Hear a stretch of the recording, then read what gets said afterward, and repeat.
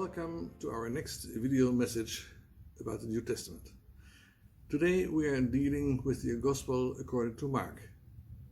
In the previous video we saw that the New Testament contains the Gospel according to Matthew, the Gospel according to Mark, the Gospel according to Luke, and the Gospel according to John. Each Gospel describes the Lord Jesus in its way. Matthew, you have seen, shows him as the king. And Mark, his full name was John Mark, well, he describes the Lord Jesus as the servant. Initially, Mark was a servant and fellow worker of the Apostle Paul. He joined Paul on his first missionary journey. We find this in the book of Acts. Well, at first, Mark was not a good worker. From the Acts of the Apostles, we can see that when on their journey, the missionary team had arrived in Perga, that's in today's Turkey, John Mark no longer wanted to travel or cooperate with the other ones. He just left the group and went home. This later caused troubles between Paul and Barnabas. Here are pictures of the excavations of the city of Perga.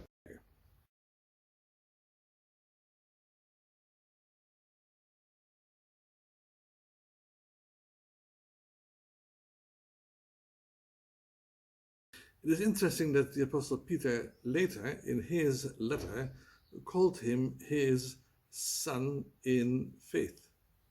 Therefore, some assume that after Mark returned to Israel, first his uncle Barnabas and then the Apostle Peter received him and helped him make a restart in faith. According to Papias, bishop of Hierapolis in 100 AD, Mark later came to Rome, where he worked as an interpreter for the Apostle Peter as he preached in Rome. From him, Peter, Mark, received the first-hand story of Jesus. This he later used to write his Gospel.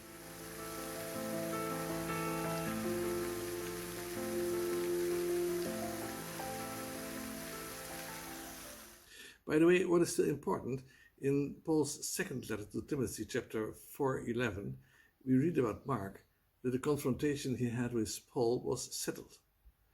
There, Paul writes that Mark is again useful to him for his service. This is so comforting also for us. When we did things wrong, there's always a way back.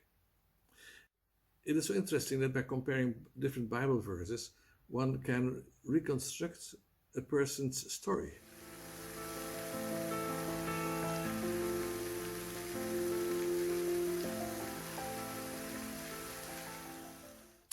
The servant Jesus. Isn't it surprising that God gave John Mark, the initially failing servant, the assignment to portray the Lord Jesus as the perfect servant? The key verse in the Gospel to Mark is found in chapter 10. For even the Son of Man has come not to be served, but to serve and give his life as a ransom for many.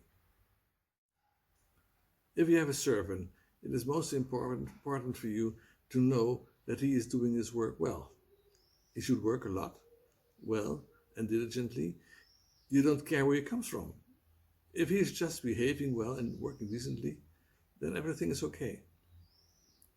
Now, as Mark, the failing servant, describes the perfect servant, Jesus Christ, he omits his genealogy. In his narrative, this is not necessary. And the servant is expected not to speak much. He should work. In the Gospel according to Mark, therefore, we do not find detailed sermons of the Lord Jesus like in the Gospel according to Matthew. For Romans, you may remember that Matthew wrote his Gospel for Jews. Well, Mark wrote it for Romans. Romans were people for which it was important that one did something. You should not talk much. You should work and be active. Well, the Gospel of Mark is a fast Gospel. Therefore, the key word in Mark is the word immediately. We see that the Lord Jesus is constantly busy. with this or that human being, this story runs. The servant in heaven. At the end of the Gospel of Matthew, we find a king. All authority has been given to him in heaven and on earth. He stands there worthily.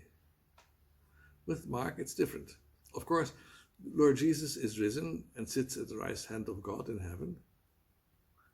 His disciples go to work in this world. What does this Lord do?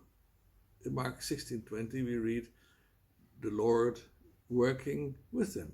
He continued to serve, and he still does so. We are dealing with the living Lord Jesus Christ, who is still serving. He is still watching people to save their souls. Because for what shall it profit a man if he shall gain the whole world and lose his soul? Or what shall a man give for a ransom for his soul? Well, Jesus, his life, the life of this servant, is the ransom for our souls.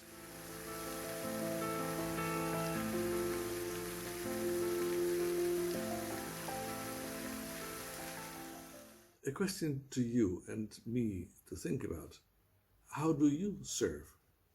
Are we good servants? Thank you for watching. Until next time, your Wim Hoddenbach.